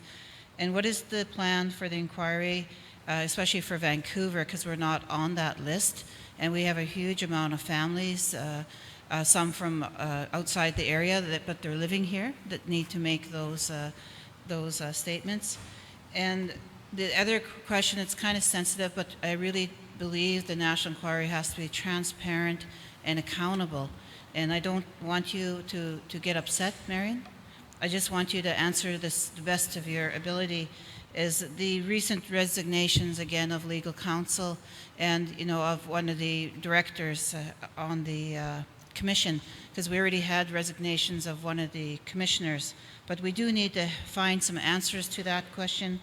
And you give some information, because I know when we're at AFN, there was a big discussion, and I was right in the middle of it, Cheryl Kasmer and I, on the issue of a hard reset or a soft reset, and there are resolutions that were resulting from those meetings.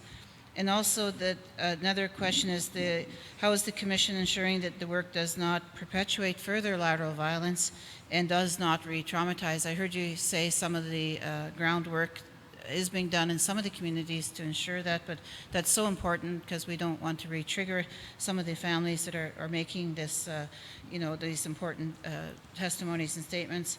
So I think it's important because we have a lot of families here waiting for some of this information if we are going to be having a Vancouver hearing.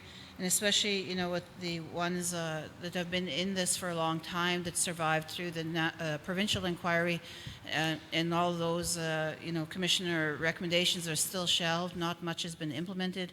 And then how, with the national inquiry, we can ensure that those would be implemented, and most importantly, make real change on the ground that a lot of the chiefs already mentioned here earlier today for our women and our girls that are coming from a lot of systemic racism and poverty in our communities. So through this hearing, we really need to see some substantive change, but it goes back to that regional standing question. Okay. Yep, microphone 5 is ready to go. Yep. I hope I got all of the questions, Chief. Let's start with standing first. Standing gives an organization, usually an organization, rights to participate at the hearings and to make submissions at the end of the hearings, also to receive documents. There are a list of rights, but I think that sums it up. I also should add cross-examination and the ability to request that certain witnesses be called. I think that's pretty much the whole list. I'm sorry if I've missed one. I have to tell you, I'm suffering from a dreadful flu bug, and I'm not thinking too clearly. So those are the rights that come with standing. We have 3 different types of standing.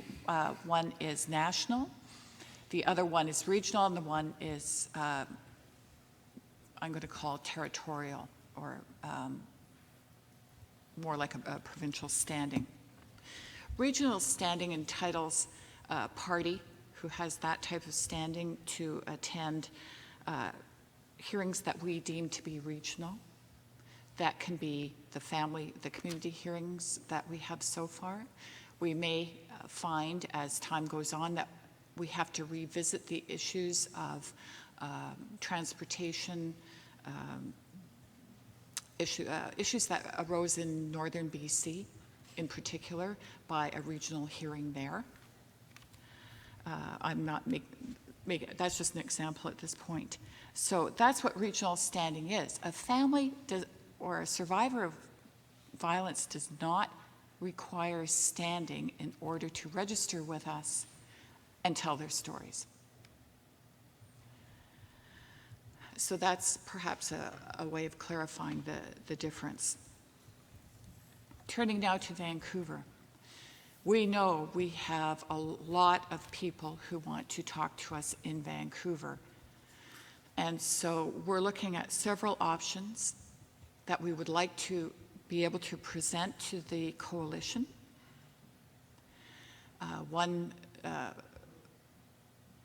We have a little bit more groundwork to do before we can do that. And by groundwork, I mean we need to just run a couple more tests of models before we can responsibly say to any coalition, here are some models that may work, you choose. Because we want to be able to say to a community, there are several different ways of having a community hearing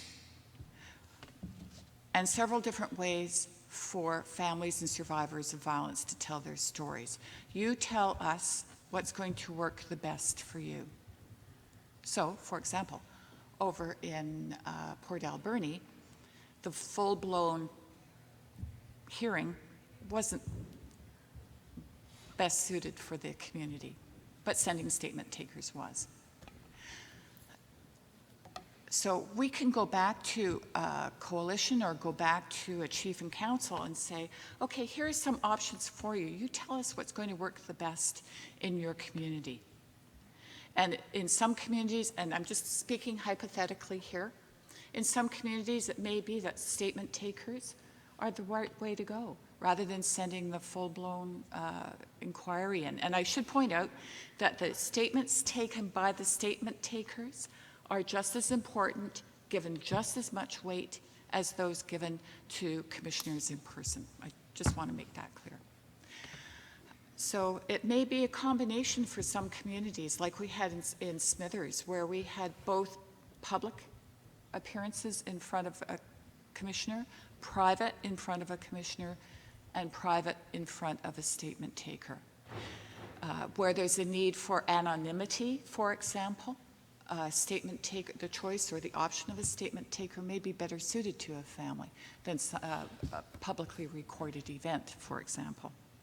So we just want to be able to come back to organizations, to local governments to say, okay, you tell us what's going to work best for you because this is about you and this is about the women and girls and survivors. We're also looking at outside of the Lower Mainland area because we know we have, for example, prisons for women a prison for women in the area. Women in penitentiaries and prisons across Canada have reached out to us and said, we want to be able to tell our stories to you. How can we best do that? So that's another way of speaking to women and girls, juvenile detention centers as well to talk about violence. So these are other options for geographically perhaps outside of Vancouver, but within the Lower Mainland. We also are mindful that not only in the Lower Mainland area, but elsewhere in Canada, we have to be able to have people available outside of the 9 to 5, 5-day-a-week time frame. So we have to be able to be flexible and say to communities, okay, maybe an evening, maybe a Sunday afternoon is better for your community. Let's talk, because it's your community. We have to help people be comfortable. We have to be able to incorporate your ceremony, your protocols. How can we do this best in your community? We don't want to re-traumatize people. That's from day one has been one of our biggest concerns. And that's why we have, I like to think, a well-developed health team. When a person or a family registers with us, their first point of contact actually is with the health team, or a member of the health team, who does intake. And right from the very beginning in that conversation helps the family identify what sort of health supports they need before, during, and after their time. Also, we, both in Whitehorse and Smithers, were able to work with local health support people who were on the ground in the hearing rooms with us to provide extra support if needed. We also were very honored to have several elders attend with us in both locations to provide the necessary supports for families and survivors. We've learned that giving families and survivors a variety of supports is probably the best way of helping them. And as I said, it's something we're very mindful of. Going to transparency and resignations, we fully expect over the lifetime of the National Inquiry, there'll be several resignations. That's just the nature of the work. The recent resignations were for personal reasons, and that's between us and our former employees. It's personal, and I respect that. Turning now to recommendations, I wish I could have a crystal ball. I wish I could change history. We know that there are many, many reports gathering dust on shelves all across Canada. When I first started with this work, and even thinking about it, one of my goals was to be able to make recommendations that are workable, that community members can say, yes, this will work for us to help us reduce violence in our own community. Recommendations to government that are understandable and that can be implemented.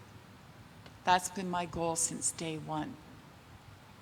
I think the best way of having good recommendations that are doable and make sense, is to listen to the people, like we have in Smithers and Whitehorse. The recommendations that people made in both locations were beyond excellent. They were workable, they were doable, they made sense. Because we've said from the beginning, people in communities know what the problems are, and people in communities know the solutions. And who are we to dictate to communities solutions that probably won't work? I don't know about you, but in my own community in Saskatchewan, that's happened a lot, and there's been a lot of failure. Communities know their own problems, their own solutions. Let's give voice to them. I'm not sure. I think I've answered all those questions.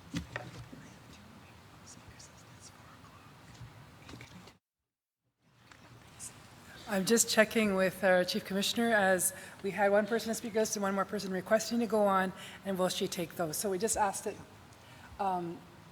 Understanding she does need to leave shortly. If you, microphone number 6, please. Good afternoon, Chief Vivian Tom with Wet'suwet'en First Nations. I'm the mother of a murdered child, Destiny Ray Tom. I'm looking at children's help with funding. I found out that Destiny's name was removed because her case was solved. It was her common law partner that murdered her. So my granddaughter, who was 3 at the time, was not entitled to any type of help or funding. And I understand that there was some sort of funding for the children of the murdered and missing women. I don't know if that's true. If it is, I would like to know more details on that. And this goes for all the children and grandparents that are left to raise our children of trauma. Ministry of Children and Families has capped the funding for each child, and it's just regular funding. What I would like to see is for you to fight for this funding for these kids that are left to raise, that are left to be raised, and I'd like that funding to be raised to something similar like to a special needs child, because they're children of trauma. They need more programs to keep them busy. They need more work done with them. Some, like my granddaughter, after her mom passed away, we had to go, it was just like working with a special needs child. She's okay right now, but at the time, she was bedwetting, she was stuttering, she was just in constant fear sometimes. And we got her to work with an art and play therapist. And even with that, when we went out in public, she put condiments around her placemat. And I asked her, how come you're doing that, baby? And she said, these are the good soldiers. They're keeping me safe. And you know, that type of fear in a 3- and 4-year-old, that is a lot of fear to carry. And I would like to see that this funding for the special needs children to be retroactive, because there are so many grandparents out there that are raising their kids. For myself, I have half a lung on each side. I was on disability level 2 before I became the chief. And you know, my husband had a stroke about 4 years ago. He's okay now. But with other grandparents that are facing a similar future, you know, we want a secure future for our grandchildren that are orphans. Some of these kids became orphans, and they also become children in care with the Ministry of Children and Families, and that exposes them to more trauma. So I would like to see you fighting for this funding for the special needs of these children. Thank you. Thank you. Back to microphone number 5, please. Thank you. And I have to say, I have heard about Destiny, and I'm very sorry for your loss. Could I contact you directly, perhaps in a week or so, and we'll talk a little bit more? Would that be good? Okay, I'll do that. I think you've made some great points. Thank you.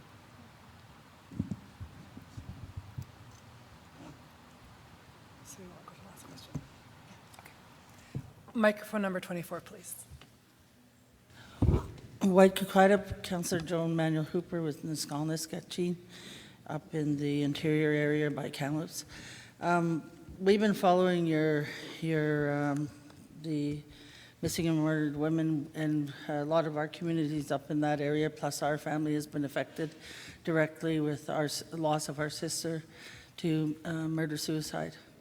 And, you know, like, I think when I look back at what we went through as a family and what is happening still today, it's going all behind closed doors. So my question is more or less about preventative measures with the families and the family units, because that was our way prior to even any government funding. Before there was Indian Affairs funding to reserves, it was the family units that had to strengthen themselves to upkeep their household, upkeep every one of the children, and the father, the mother, the grandparents, and the extended families of the community. So I really think the preventative measures will help. And you spoke of a family plan after the facts. But I think we have to get way beyond that ahead of the facts and really take a holistic look and inventory in your own communities, in your back door, and making sure that you're helping them. But they need the resources to do that, to rebuild themselves as well. And then the other point was the looking at those, there's many, many reasons of this, of that big long list you said about transportation, about these things. How did they get into that situation? And I would like to add on there is that homeless situation. Because of the Indian Affairs funding and the dependency and the social impacts and social determinants, people only get a small lump sum, and they're so used to that. It goes over and over and over again. And so they got a loss of life right there. They're depending on $100, $100 and whatever, $200 for supposed to, buy your toiletries and your groceries. And then every month you're incurring a hydro bill. And so their dependency gets into a crisis situation very fast. And those are real. Those are things we as council have to deal with every day. And then also the handouts of subsidies, maybe that could be looked at towards building those family units. But I think the homelessness is really real in Vancouver, not only there, but in our communities where people don't have that money, so they have to go elsewhere. And the first elsewhere they go to is the towns or cities, and then they end up on the streets. So that, if we can look way beyond to those preventive measures, I'd be really happy to tell our community we can do that. So. Microphone 5, please. Well, thank you very much, because you've raised two important issues, one about prevention, supporting and strengthening families. What we're starting to hear across the board is how somehow that the whole idea of supporting and strengthening the family has gotten lost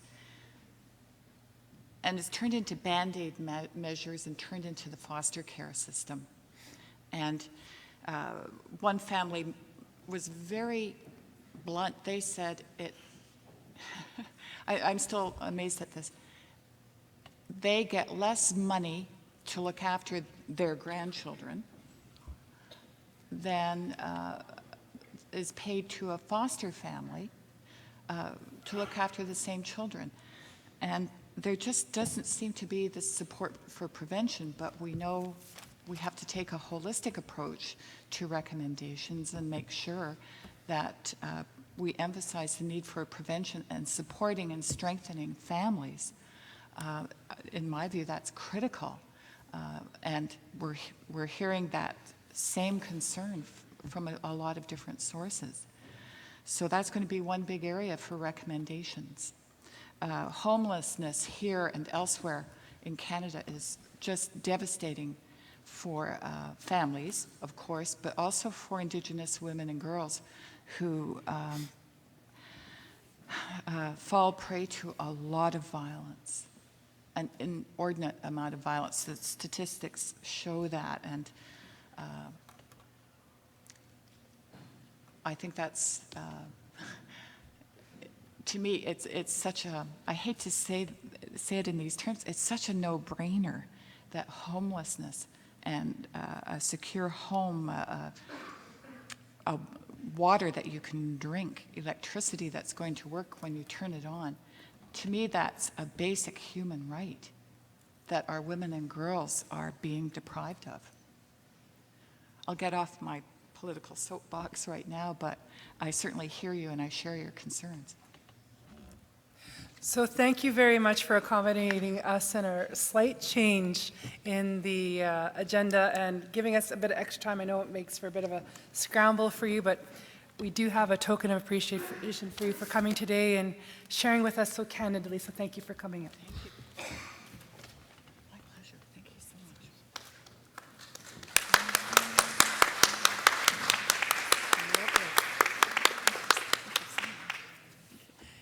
And thank you to everybody for the great questions and comments they made, both to Minister Bennett as well as to Chief Commissioner Buller.